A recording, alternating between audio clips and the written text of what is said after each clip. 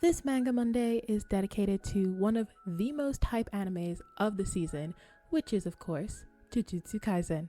Now, because it is the most hype anime of the 2023 season, I'm not going to get into a synopsis, I'm not going to get into a rundown of the characters. You already know what's going on and what time it is. That's why you're here. I want to specifically make this video to emphasize how utterly amazing the story is and why you should definitely read the manga, and more specifically, how phenomenal the characters are, especially our main villain, Sukuna, the King of Curses. Throughout stories and fairy tales in history, we are always told and expected to root for the good guys, the heroes, the ones who will save the day.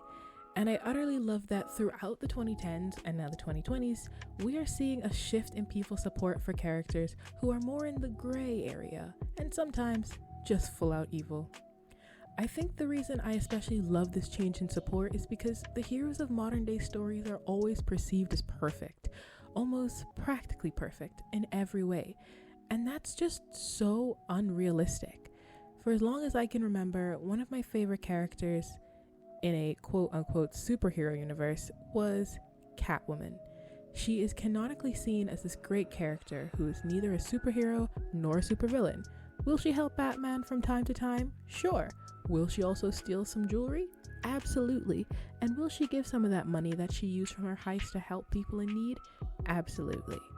She is a realistic character who conflicts the interest of both internally her own mind and externally with the people she associates with, which is far more realistic than being some perfect Prince Charming who has everything going for them and is just a knight waiting to rescue a princess.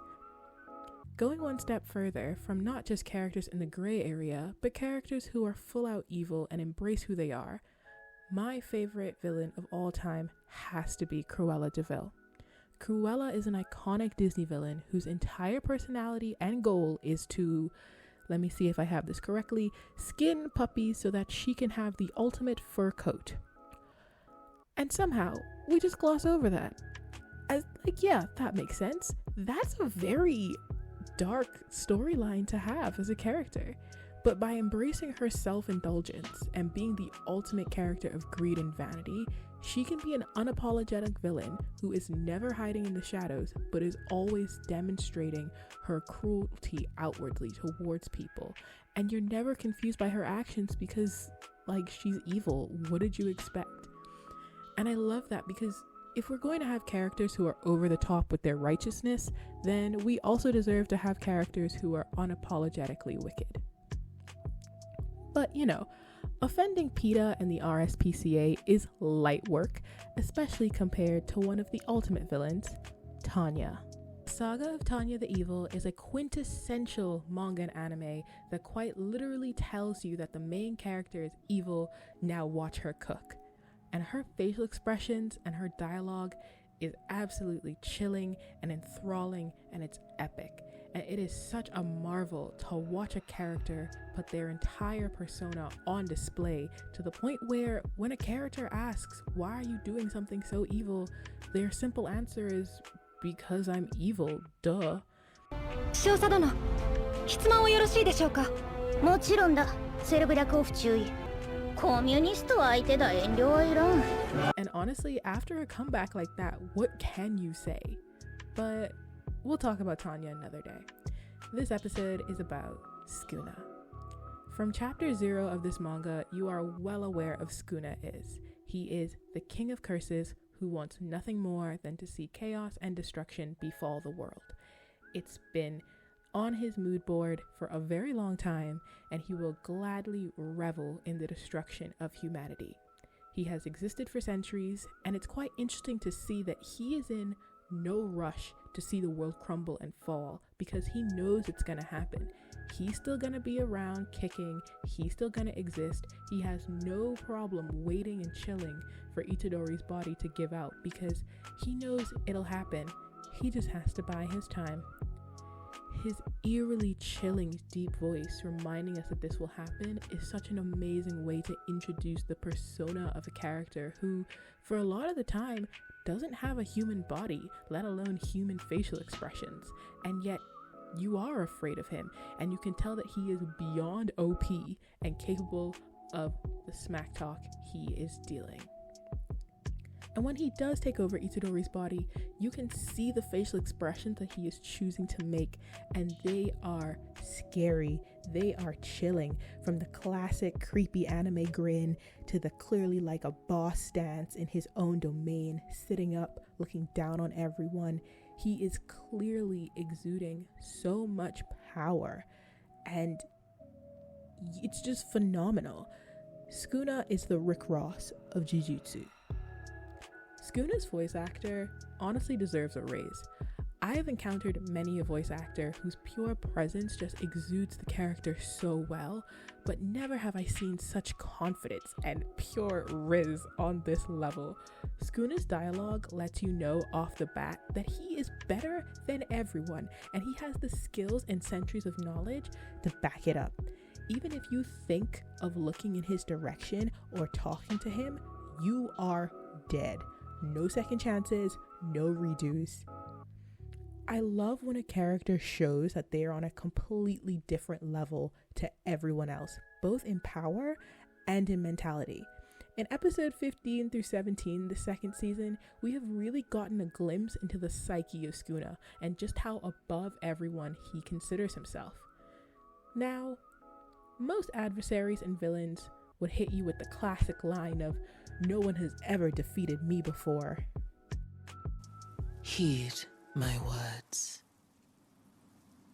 I am Melania, Blade of Mikola, and I have never known defeat. See an opponent crying, and even they are confused by their tears, and for you to essentially say, "Bro, I literally don't know what crying is," like, that is bitch behavior, and I would never be seen crying or let a word like crying be in my vocabulary. Like, come on, that is such a power move.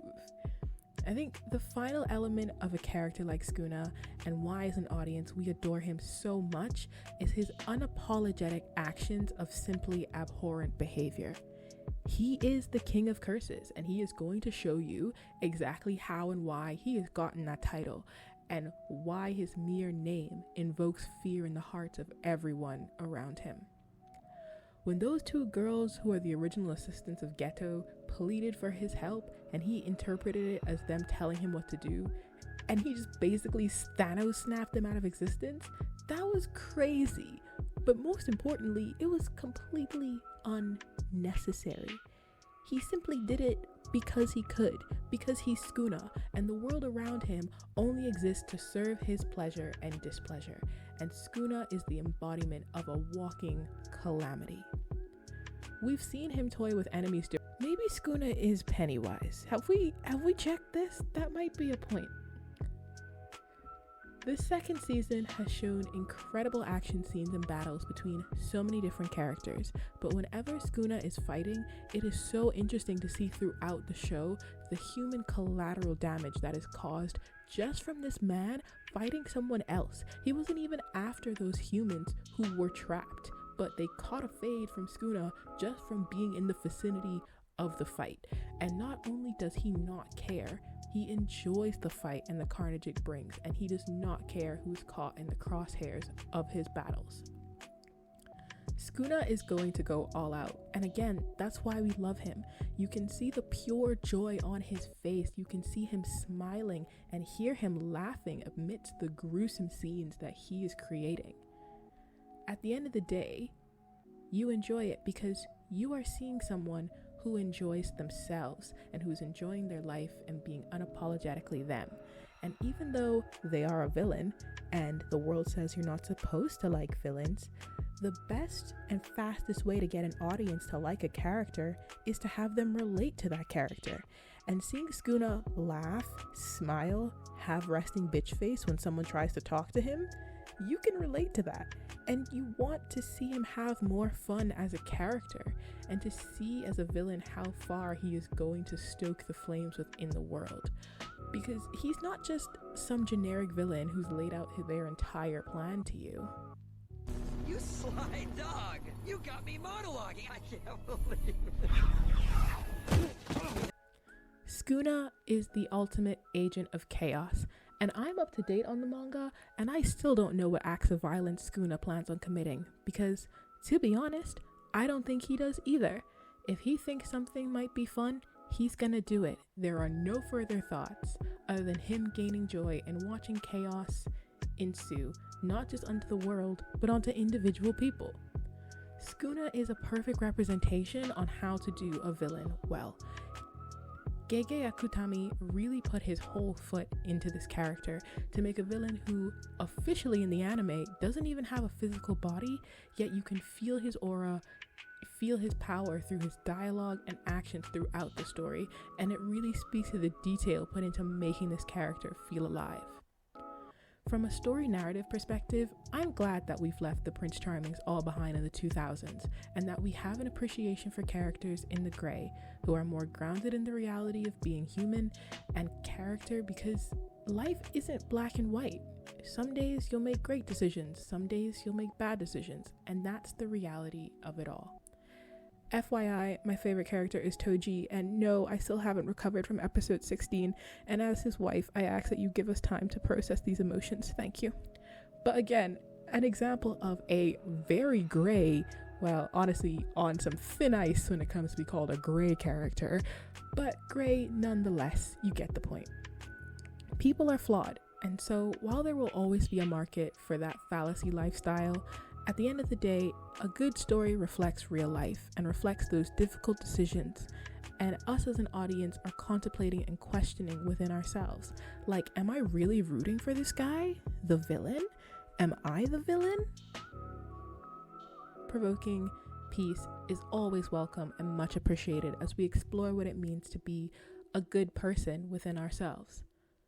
Sukuna is the ultimate baddie, and he is loved and adored by many an anime and manga fan. If you are seeing this video because you've seen Jujutsu Kaisen Season 2 and you're like, oh my god, this is amazing, I heavily implore you to read Gege's manga, because I know there's a constant belching from manga readers saying, go read the manga's always better. Trust me, I'm watching the anime too because I want to see it animated, and so far it's been utterly beautiful. But the manga is not just amazing, and it's not that it's better, it's freaking phenomenal. And if you want to see more of Sukuna, reading the manga is the best way to do so. 小僧、せいぜい噛みしめろ。